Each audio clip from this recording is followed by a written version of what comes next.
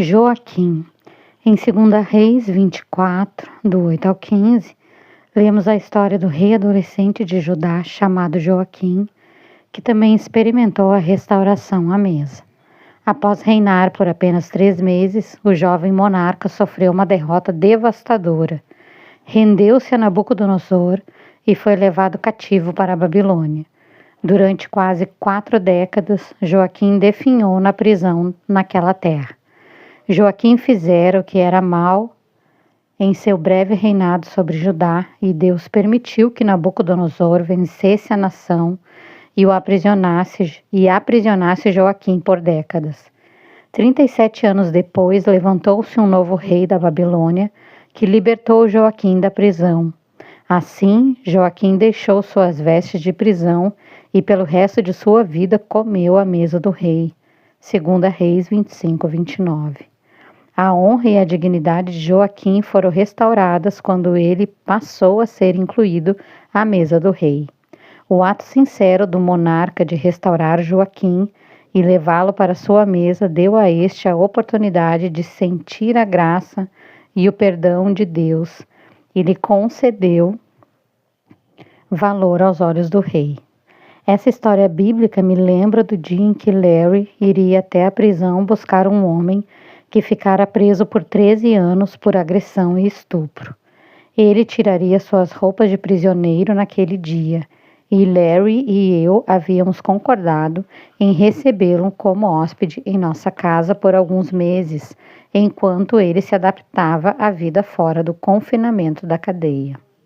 Na manhã em que nosso novo residente deveria chegar, pensei: o que um homem que passou os últimos 13 anos na prisão gostaria de jantar? Tirei carne assada do congelador e coloquei no forno. Rapidamente fiz 2 tortas de maçã, arrumei a mesa como de costume e prossegui em minhas várias atividades do dia. Assim que cheguei em casa naquela tarde, terminei os preparativos e chamei a família para jantar. Só nosso filho morava em casa naquela época, pois sua irmã já havia se casado. Comemos na copa porque a cozinha era pequena demais para uma mesa com 4 pessoas. Chamei os rapazes para jantar e quando entramos na copa, nunca me esquecerei do que aconteceu. Meu marido Larry estava sentado assim como nosso filho Aaron. Gentilmente mostrei ao novo morador de nossa casa seu lugar à mesa. Ele se aproximou da cadeira e parou. Ficou ali como se os pés estivessem grudados no chão. Eu o incentivei a se sentar, pois a comida já estava na mesa e estávamos prontos para começar a comer. A carne assada e o molho madeira estavam quentinhos, assim como as batatas e cenouras. Mais uma vez pedi bondosamente a ele que tomasse seu lugar. Ele me olhou como se não tivesse me ouvido. Em seu rosto se encontrava uma expressão vazia, mas observei que seu queixo tremia. Ele disse: nunca sentei numa mesa como esta antes. O que ele queria dizer é que nunca havia jantado em casa com sua família, nem com a de ninguém. Nunca fora convidado para uma mesa arrumada, posta com toalha, pratos iguais e talheres devidamente no lugar. Não posso deixar de imaginar que a vida desse homem poderia ter tomado um rumo diferente se a experiência da refeição tivesse feito parte de sua rotina diária. Ele cometera um ato terrível de violência sexual contra uma mulher que não conhecia. Não consigo compreender totalmente o desespero extremo que alguém deve sentir para forçar outra pessoa na tentativa de satisfazer seus desejos. Poderia ser uma maneira sórdida e doentia para preencher a necessidade essencial de conexão e amor, nem que fosse por um momento. Talvez a vida daquele homem pudesse ter sido bem diferente se sua mãe ou seu pai simplesmente colocasse a mesa para a refeição e todos a fizessem juntos. Enquanto esse ex-presidiário morou conosco, sua parte preferida do dia era o jantar, quando conversávamos, ríamos e amávamos. Um lugar de regeneração. Em Lucas 15, do 11 ao 32, Jesus conta a parábola do filho pródigo. Esse filho recebeu toda a sua herança de um pai amoroso, Partiu para uma terra distante e dissipou o dinheiro numa vida desregrada. Certo dia, enquanto trabalhava nos campos, o pai olhou e viu o filho extraviado se aproximando de longe, arrastando os pés pela estrada empoeirenta. O rapaz estava maltrapilho, despenteado, exausto e faminto, mas finalmente voltava para casa, arrependido do que fizera. O pai se encheu de felicidade pelo retorno do filho. Enquanto se abraçavam, o jovem expressou a humilhação e arrependimento. Como o pai reagiu? Dando uma festa e convidando todos à mesa em homenagem ao filho restaurado. Com imensa alegria e abundância, sem culpar ou acusar o filho pelo que ele fizera no passado, o pai lhe deu as boas-vindas e celebrou o presente. O pai sabia que o futuro lhe reservava? Não, mas o abraço e a inclusão do filho no seio da família deram ao rapaz esperança de um futuro melhor, com a sabedoria que ele havia obtido por meio da experiência pessoal. Não conhecemos os detalhes do relacionamento diário entre aquele pai e o filho caçula rebelde, mas podemos imaginar como eram usadas as experiências da vida real. Conheço muitas histórias de família entre pais e filhos, mãe e filhas, que vivenciaram um abismo assustador no relacionamento durante um período de escolhas destrutivas e rebeldia da parte dos filhos. Palavras iradas que causaram mágoa foram ditas uns para os outros sem poder voltar atrás. Nenhum argumento, nenhuma acusação, nem ameaça era capaz de persuadir qualquer das partes a compreender e ceder. Os filhos adotaram a nova moralidade e o estilo de vida escolhido, que os levaram, em alguns casos, a vícios destrutivos e a mendicância. Essas mães e esses pais passaram noites infindáveis orando e chorando pelos filhos. Esse pode ter sido o fardo do pai e do pródigo. O filho gastou todo o dinheiro, separado pelo pai, para ajudá-lo a ter sucesso na vida. Contudo, em vez de receber a herança na hora certa, o filho pródigo fez o que quis, e isso o levou para o fundo do poço, para a morada dos porcos. A melhor parte da história é quando o filho chega em casa. Que imagem de amor quando o pai organiza uma celebração. Tenho certeza de que na festa a conversa à mesa não ficou relembrando brigas do passado, nem enfatizando como o pai estivera certo o tempo inteiro. Em vez disso, a interação à mesa deve ter sido cheia de gratidão, porque a família estava reunida e o filho vivo e seguro. Que momento para se alegrar! Nada mais importava naquele momento de regeneração.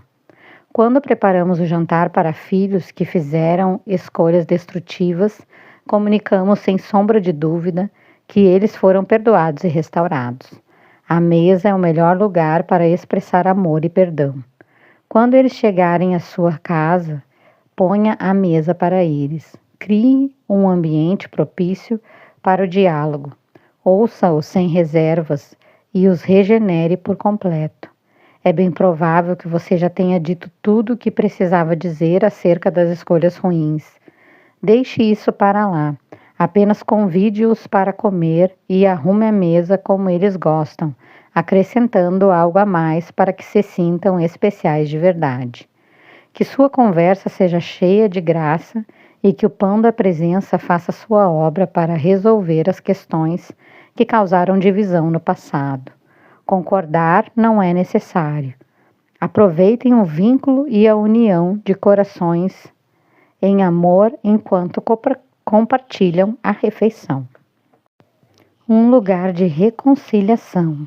Alguns anos atrás, o esposo de minha filha anunciou para ela e para os 4 filhos que pediria o divórcio e sairia de casa.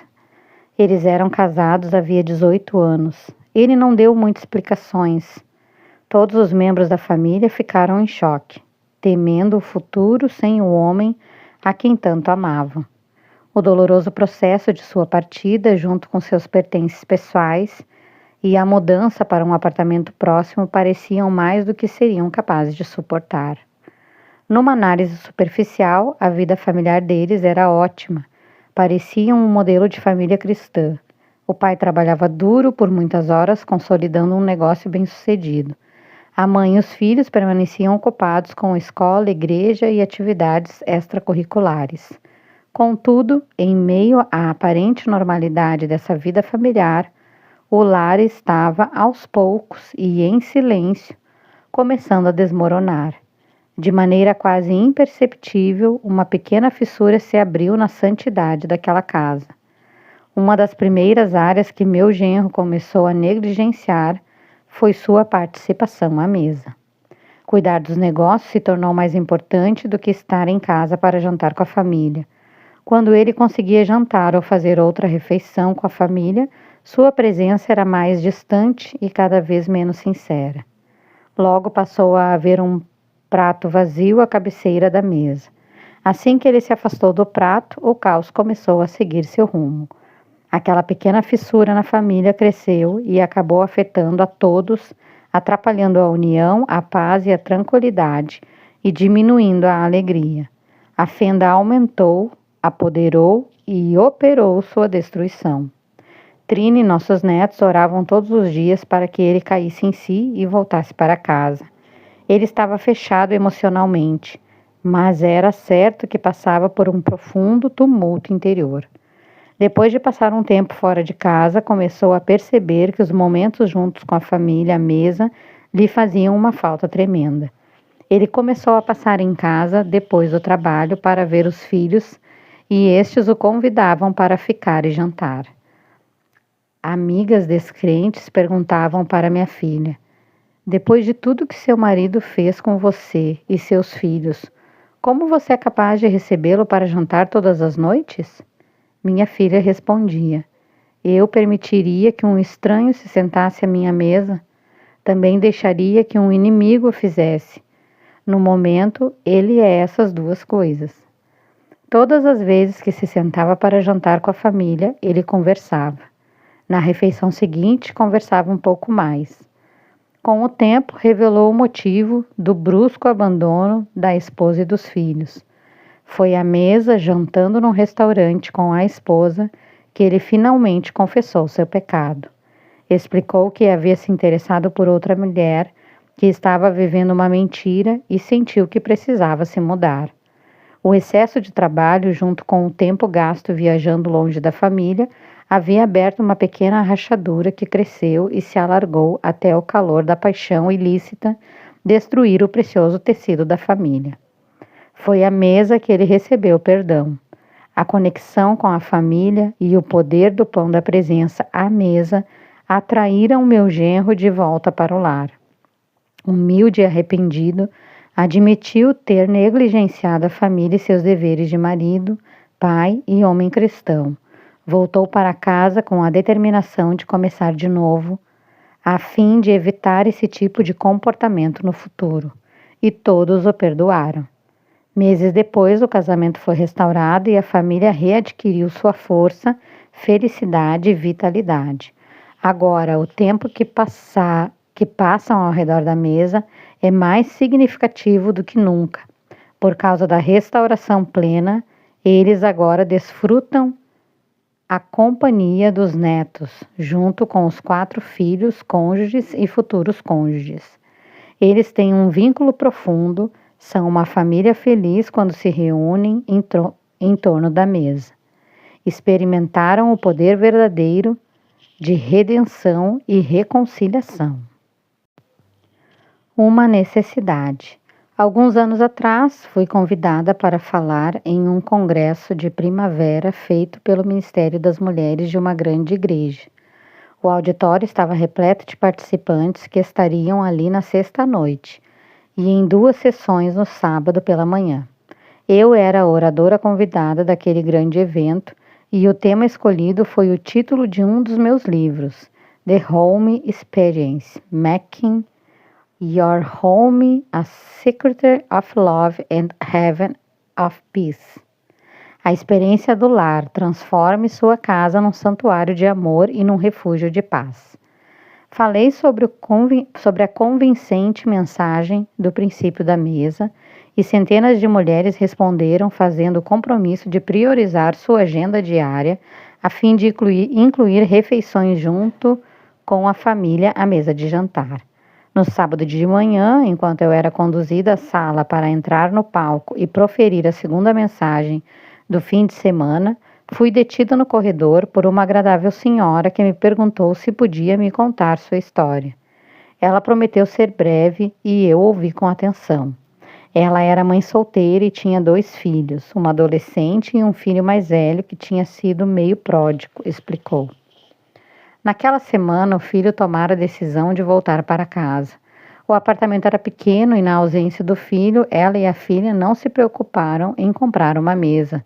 Elas comiam com o prato no colo em frente à televisão. Com o retorno do rapaz, ela começou a sentir que eles deveriam ter uma mesa. Essa sensação insistente a levou a se dirigir a uma loja popular e comprar uma mesa barata, com 4 cadeiras para eles se sentarem e fazerem as refeições juntos. Adquiriu a mesa um dia antes de ouvir minha mensagem. Enquanto o filho de 19 anos montava a mesa, recebeu a ligação de um amigo convidando-o para sair naquela noite. Ele recusou. O amigo insistiu, o rapaz resistiu. A mãe o ouviu contar ao amigo o que estava fazendo. Estou montando uma mesa que minha mãe acabou de comprar para nosso apartamento. O amigo perguntou, por quê? Ele respondeu com firmeza, porque eu preciso. Aquela mãe me contou que seu filho sentiu a necessidade instintiva de participar do processo de providenciar uma mesa para sua família pela primeira vez. Os 3 comeram juntos naquela noite. Foi a primeira experiência de jantar juntos à mesa em seu lar. Os modos do rapaz à mesa não eram muito bons, nem os da irmã, mas a mãe decidiu que quando a filha começasse a inclinar a cadeira, apoiando-a só nos pés traseiros, em vez de dizer o que ela não deveria fazer, manteria a experiência à mesa positiva, dando sugestões do que fazer. Ela disse que se a menina mantivesse a cadeira firme no chão, duraria mais e não quebraria. A filha logo aceitou a dica sem ficar na defensiva, pois estava orgulhosa do novo jogo de mesa com cadeiras.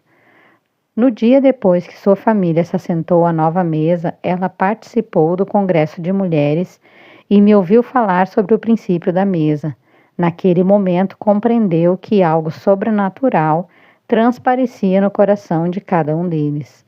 O potencial se revelava nos membros daquela família, potencial para amar, perdoar e aceitar uns aos outros. Reflexões à mesa. 1. Como você acha que Pedro se sentiu depois de negar, conhecer Jesus e ser um de seus seguidores? 2. O que Jesus fez para Pedro se sentir valorizado outra vez? 3. Quando Davi se sentiu temeroso por causa da opressão de seus adversários, o que o bom pastor fez para alcançar seu coração? 4. De que maneira a vida de Davi foi transformada por se sentar à mesa? 5. Quem se tornou um estranho e inimigo em seus relacionamentos? Que passos você precisa dar para restaurar esse relacionamento?